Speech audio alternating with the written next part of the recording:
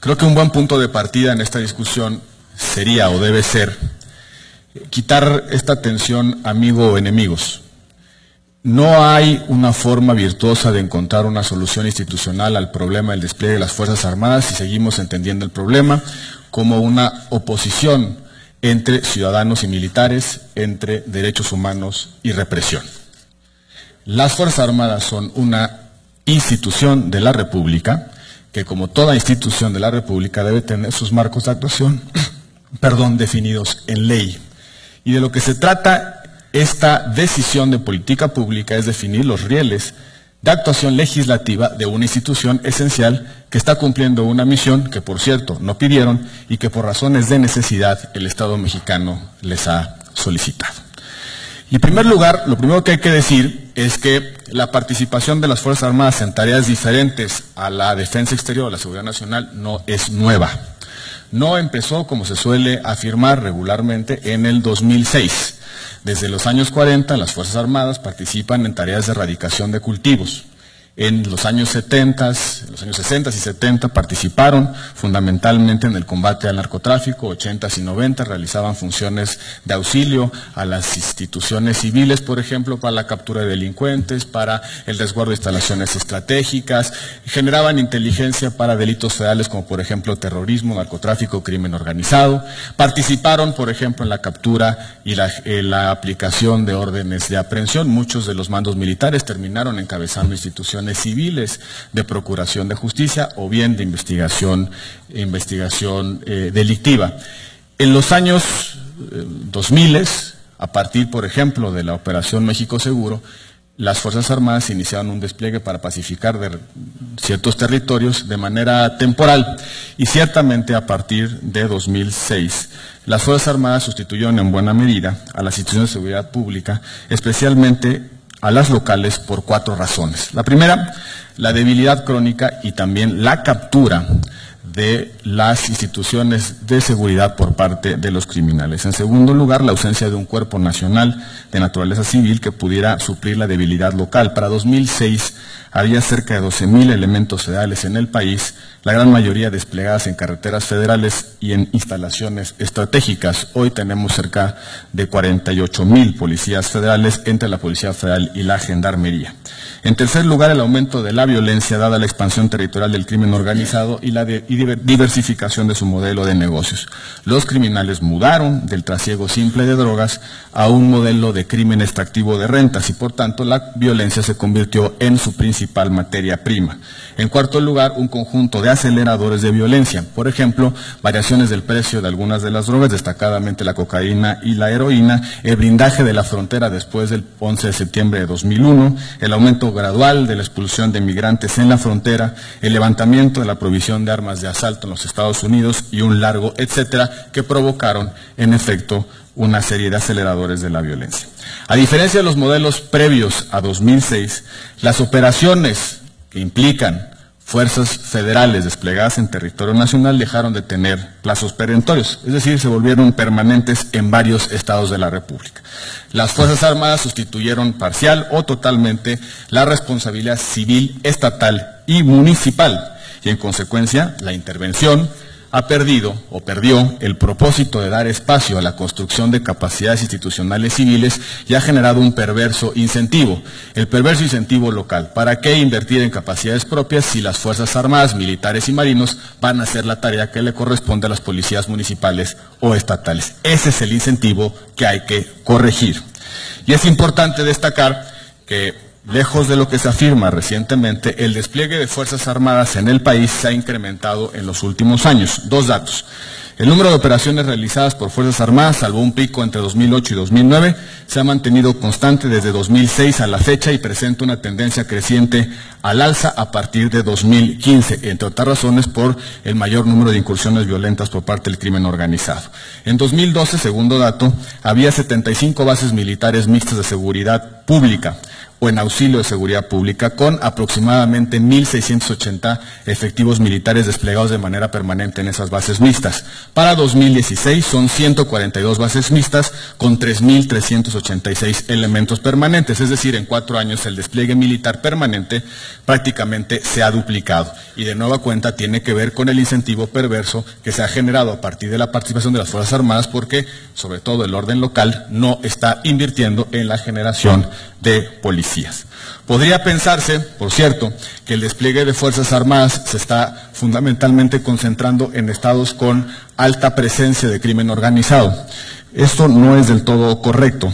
Guerrero y el Estado de México concentran el 36% de todas las bases militares permanentes desplegadas. Es decir, están sustituyendo tareas fundamentalmente de orden civil.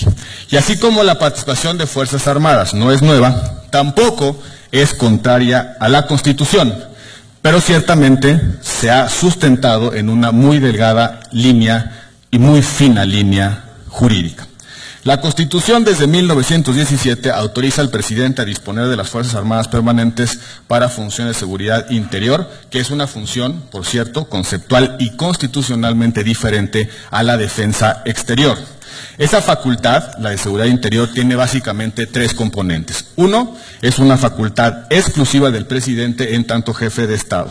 2, es una excepción a la regla que impide a Fuerzas Armadas actuar en tiempos de paz o fuera de declaratoria de guerra, pero no implica que las Fuerzas Armadas sean el único instrumento que tiene el Estado mexicano para estabilizar una determinada situación que pone en riesgo la seguridad interior. Y en tercer lugar, la función de seguridad interior está vinculada a la cláusula de apoyo federal prevista en el artículo 119 de la Constitución, es decir, al deber de cuidado que tiene la Federación sobre las entidades federativas frente a amenazas externas, por ejemplo, invasión o violencia exterior, o bien a riesgos internos, sublevación o trastorno interno. Son los 3 componentes de la función de seguridad interior. Es facultad exclusiva del Ejecutivo, no solamente implica Fuerzas Armadas y está vinculada fundamentalmente a la cláusula de apoyo federal.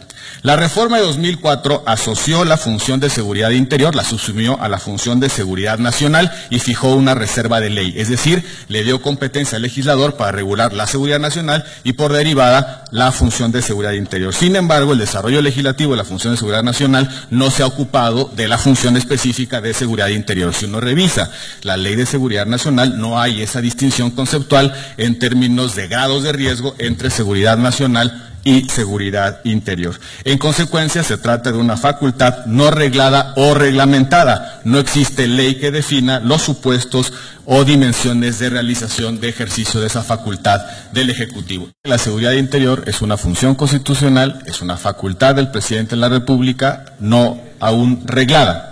Y eso se trata un poco la discusión de arreglar la función de seguridad interior.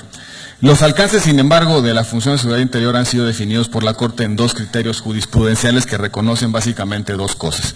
Primero, la constitucionalidad de la actuación de las Fuerzas Armadas para enfrentar situaciones sin que sea necesaria previa declaración de estado de excepción o de emergencia. Y la segunda, reconocen la facultad del Ejecutivo como deber de cuidado de disponer de ese estado de fuerza para evitar que una determinada situación escale o degrade a una más grave que en efecto obligue a declarar dicha suspensión de garantías. Y aquí es bien importante hacer una primera precaución o formular una primera precaución.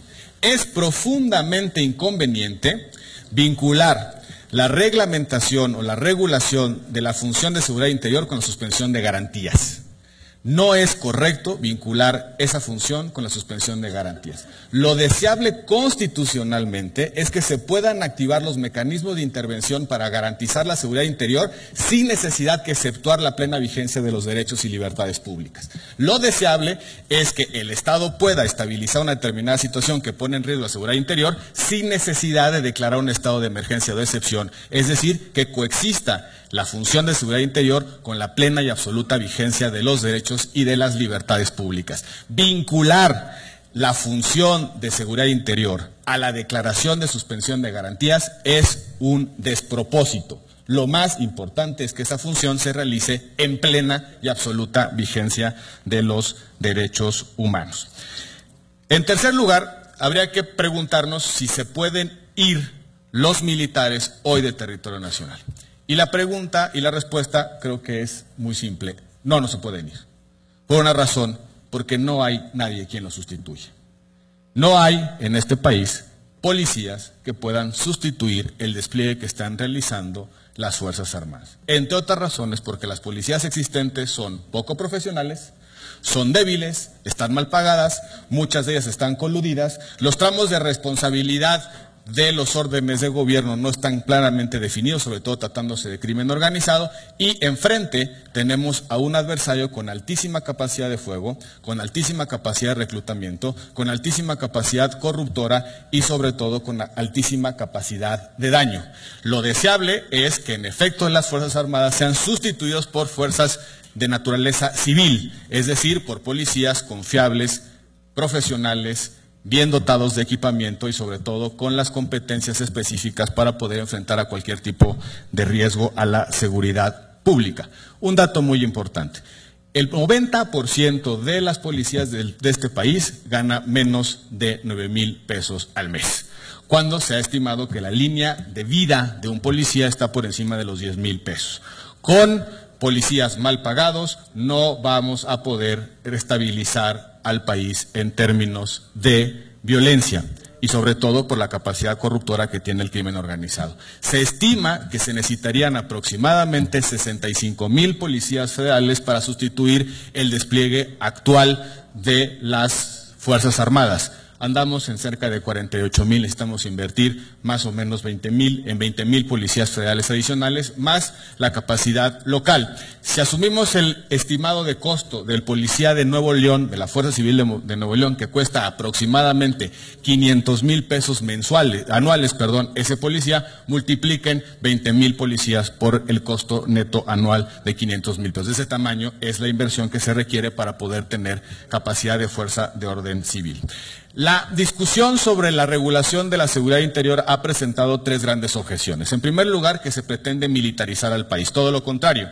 La Ley de Seguridad Interior prevé que si no hay declaratoria de afectación emitida por el Ejecutivo y razonada, fundada y motivadamente, un militar no puede estar realizando ningún tipo de tarea. Para que un militar esté en despliegue territorial realizando funciones de seguridad interior, debe haber una declaratoria de afectación que fije no solamente los objetivos de la intervención, los plazos, sino el estado de fuerza necesario para estabilizar esa situación.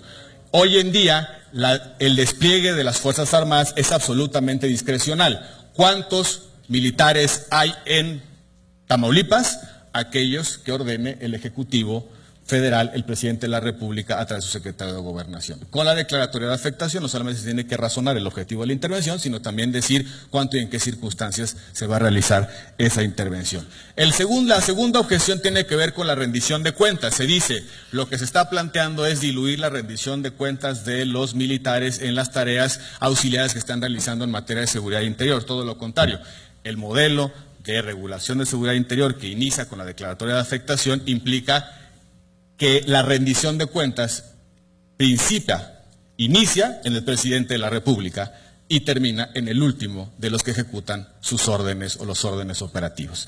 Y en tercer lugar, se dice que provoca un incentivo para que no se generen capacidades institucionales civiles. Todo lo contrario, lo que queremos es ponerle fin al perverso incentivo que está generando la participación de Fuerzas Armadas en términos de evasión o elusión de la responsabilidad local en la generación de policías. Concluyo diciendo lo que no es esta iniciativa de Ley de Seguridad Interior. En primer lugar, no amplía los marcos de actuación de las Fuerzas Armadas ni cambia los objetivos de su intervención. Simplemente tiene como propósito regular una función constitucional tal y como ya lo he explicado. No amplía los supuestos de intervención de las Fuerzas Armadas, no causa que las autoridades civiles queden subordinadas a las Fuerzas Armadas, no amplía las facultades constitucionales de las Fuerzas Armadas, no faculta a los militares a intervenir de manera permanente en una zona. Al contrario, la iniciativa establece un plazo de 6 meses para realizar la intervención. Es absolutamente temporal. En Tamaulipas las Fuerzas Armadas llevan 10 años 10 años en los cuales no se ha generado capacidades institucionales policíacas propias precisamente por ese incentivo perverso. Si en 6 meses un determinado orden de gobierno no puede estabilizar la situación, las Fuerzas Armadas se retiran y en consecuencia te tendrán que buscar algunas otras alternativas. No limita el ejercicio de los derechos humanos porque no implica declaratoria de excepción o de emergencia, no otorga a las Fuerzas Armadas funciones de investigación o de procuración de los delitos, no supone suplir a las policías en las tareas no supone suplir a los militares en las tareas de los policías y por supuesto no genera o cierra el margen actual de discreción sobre el despliegue de las Fuerzas Armadas. De eso se trata esta iniciativa y concluyo diciendo simplemente que la discusión razonable sobre lo que puede y lo que no debe hacer una institución como las Fuerzas Armadas no se va a resolver a base de estigmas sobre nuestras Fuerzas Armadas. Son ciudadanos mexicanos, muchos de ellos patriotas, que en ejercicios de una responsabilidad dan la vida por los mexicanos. Querer o pretender estigmatizar a las Fuerzas Armadas como traidores a la patria o como violadores sistemáticos de derechos humanos es un despropósito, pero también un muy mal punto de partida para encontrar una razonable política que defina y decida sus márgenes de actuación. Por su atención, muchas gracias.